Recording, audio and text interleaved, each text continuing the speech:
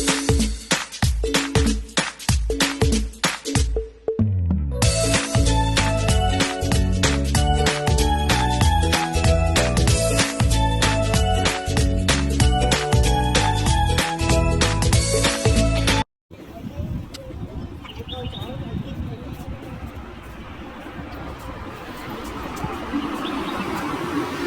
guys, nasa nasa baba namin. Dito explore ko muna kung anong meron kasi ang tagal ko na dito, hindi ko pa na-explore. Ito yung road sa baba namin. Yung sa amin kasi is pinaka-tok-tok na doon, pinaka-last na station doon sa amin. Ayan. Hindi ko pa kasi ito dito na-explore guys. Ang ganda pala dito. May mga kahoy din dito. Tingnan nyo. Maaga akong umuwi dito kasi maglakad-lakad nga ako dito kasi hindi ko nga ito napuntahan. Ano din dyan? Meron dyan. Parang ayan yung view dito. Ayan. Dito nga ako anong meron dyan. Ano ba yan? Footbridge to siya. Yan talagang ano pala dito. Tahan ko nga dito anong meron dito kung pwede pa. Pwede bang maglakad-lakad?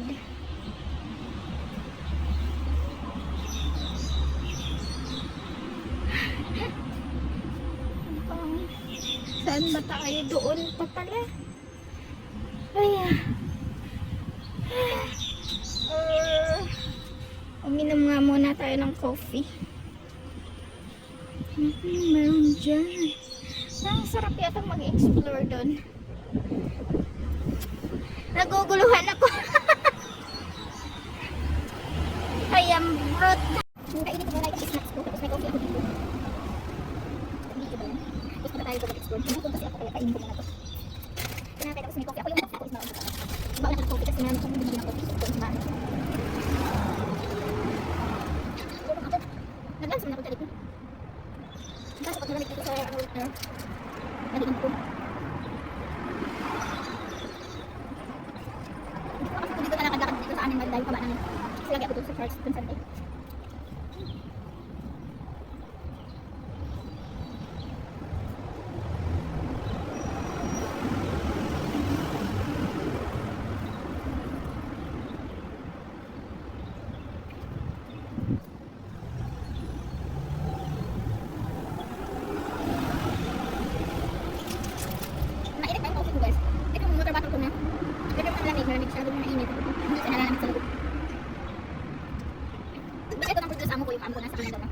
Binigay ito ni sir. Dalawa to, malaki at maliit. Tapos bunyan wife. Kaso, binigay niya sa akin. Dumating ang order niya, hindi niya nagustuhan ko. Kaya binigay sa akin, ang ganda kayo. Ang taas na pala dito guys. Oh, tignan nyo. Wow, parang nasa langit na. Yung amin, nandoon pa yung bundok na yun. Doon kami. Yan. Ay, hindi ko pa kasi ito dito na-explore. Yan. Doon ako nag-uminom ng coffee. Oh, doon. Wow, ang ganda pala dito guys. What? Sobrang taas na dito sa amin. Ano to guys? Kwantong to. Yan. Kwantong. Ang taas. May park pala dito. Oh, grabe. Ang taas. Diyos ko.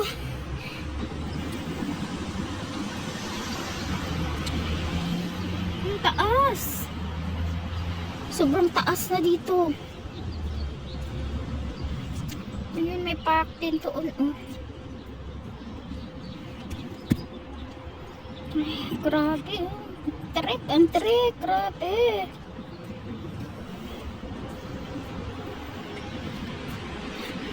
Yung harang kasi dito is lagpas tao. Hindi siya pwedeng mababa lang kasi baka may tumalon dyan. Hilig-hilig pa naman ang mga sikwang dito tumatalon sa building. Grabe, ano pala dito, ang taas. Ah, may nagsasampay din dito, oh. Tara, doon na tayo. Kukuhanan ko ng picture dito. Ayan, ganda, grabe. Grabe. Naisip ko kasi. Ayan. Anong purpose nila na to? Oh, hindi pala pwede doon kasi nga kanal siya. Ay, maganda oh. Dito nga tayo. Dito tayo tatawid.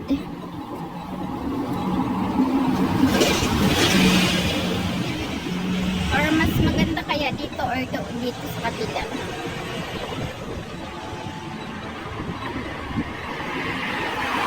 Doon kami, yung bundok na yun doon, yung mga bahay ng amo ko guys.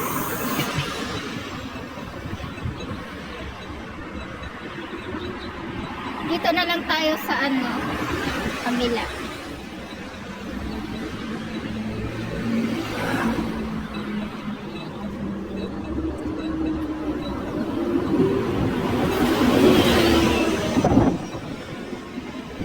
Or dito na lang. Doon na lang tayo tatawid mamaya.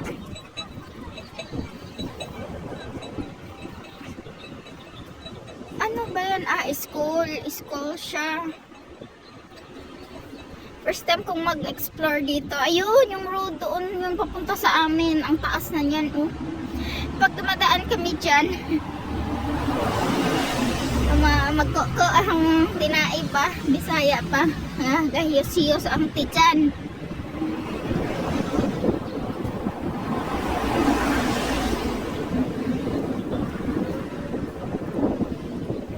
Pwede din doon tumawid, guys.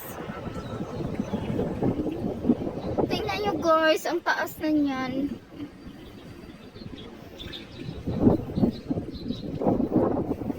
Hi birds!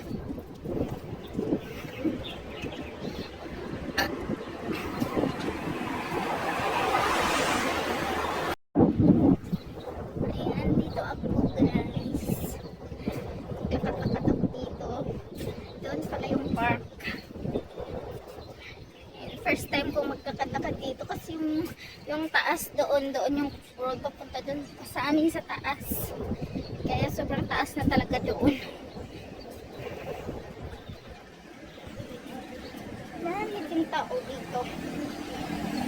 May park kasi dyan. Ang taas na talaga doon sa amin. Pwede din ako maglakad dyan, oh.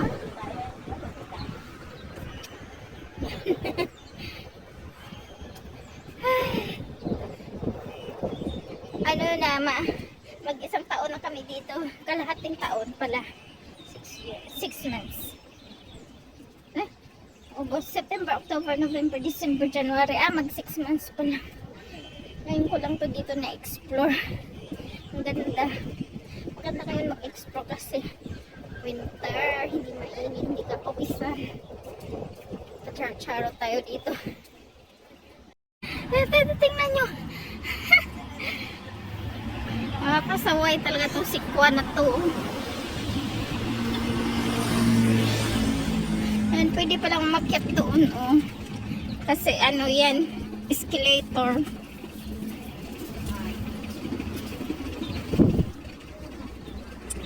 Papunta doon sa amin.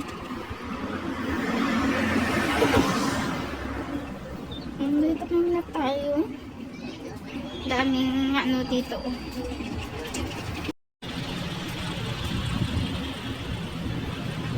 Yan din yung isang bilihan dito.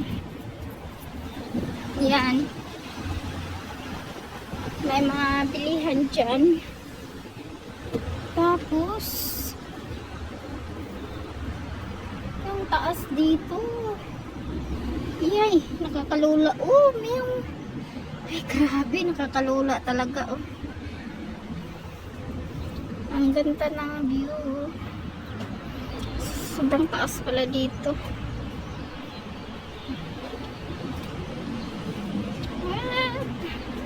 May sunset doon. Tara. Nalulula ako dyan. Sobrang taas. I'm so scared po.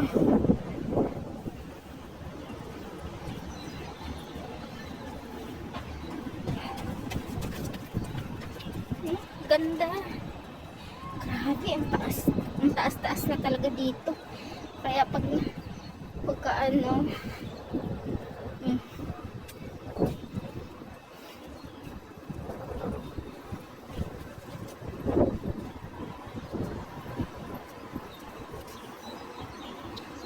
ano yung school kaya yan?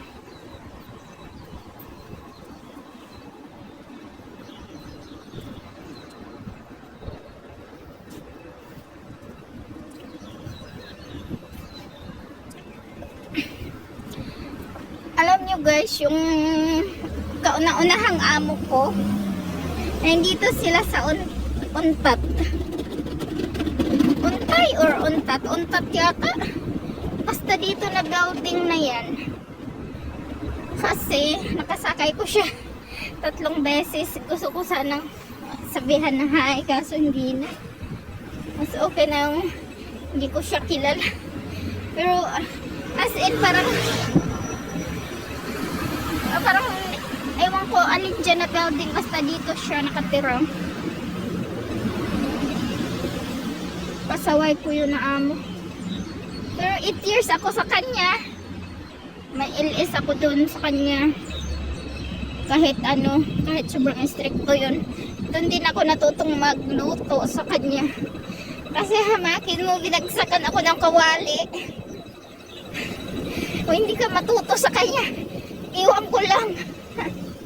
Sobrang stricto yung mga amo ko na yun. Grabe, pero 8 years ako dun sa kanila. Ayan, dito ngayon sila, taga dito. Grabe, hinihinga lang. Ang layo. Kaya gutom naman tayo, Diyos ko Lord. Anong yun yung amo ko na yun is nakita ko siya una, nag-market siya doon, tapos nakasakay ko, tapos pangalawa, pumila doon. Basta 3 beses ko na siya na nakasakay sa bus. Matanda, yung matanda ko na stricta. Pero yun yung matanda ko na natuto ako magluto kasi siya, masarap siya magluto.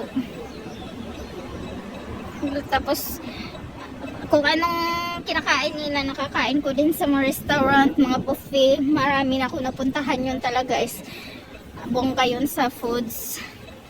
Kasi ituturing ka talaga nilang yung kakain, kung anong kinakain nila, kinakain mo rin.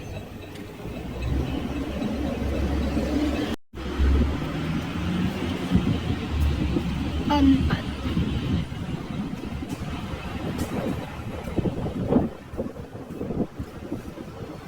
Sino ba ito?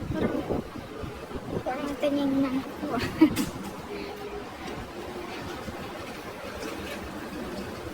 Oh, natinapin pala dito. So, anong meron dyan sa taas?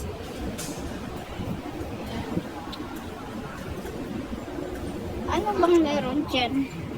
Ayun.